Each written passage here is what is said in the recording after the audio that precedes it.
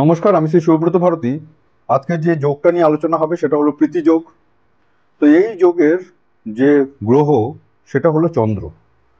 তো প্রীতি যোগের ক্ষেত্রে যেটা দেখা যায় যে প্রথমেই ডিসিশন মেকিং এ ভুল কিংবা অত্যাধিক পরিমাণ ইমোশনাল নেচারের কারণবশত প্রচন্ডভাবে মেন্টাল অ্যাংজাইটি দেখা যায় যে না বুঝে কোনো না কোনো সম্পর্কের সাথে জড়িয়ে যাওয়া এবং সেখান থেকে ভীষণভাবে কষ্ট পাওয়া, দুঃখ পাওয়া, প্রচন্ডভাবে মানসিক অস্থিরতা দেখা যায় যে মানে একজনের সাথে সম্পর্ক থাকা সত্ত্বেও আরেকজনের সাথে সম্পর্ক তৈরি করা, ডিসিশন মেকিং ফ্রিকুয়েন্টলি চেঞ্জ হওয়া এবং তার সাথে সাথে দেখা যায় যে মেন্টালি প্রচন্ডভাবে ডিস্টার্ব কোনো না কোনোভাবে, কারো না কারো সামান্য কথাতেও মেন্টাল ডিস্টারবেন্সের চান্স থাকে।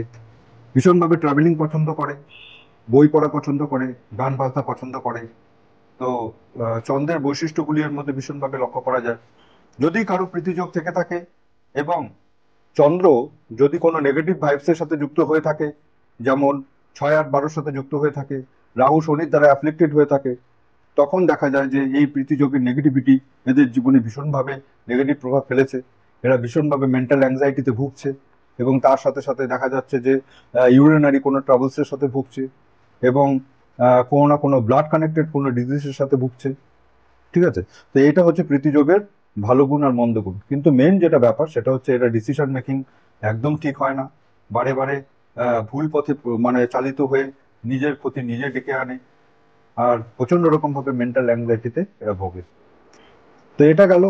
যাই হোক, আমার বাড়ি হলো জলপাইগুড়িতে এবং শিলিগুড়িতে হোটেল ইয়ারভিউতে আমার আর একটা চেম্বার আছে। তো যারা যারা অনলাইন কনসালটেন্সি বা অফলাইন কনসালটেন্সি নিতে চান তারা এই ফোন নম্বরে যোগাযোগ করবেন। এবং এই পুজোর পর থেকে আমার অ্যাস্ট্রোলজির ক্লাস এবং হস্তরেখা বিচারের ক্লাস এবং বাস্তুর ক্লাস অ্যাট এ টাইম শুরু হবে।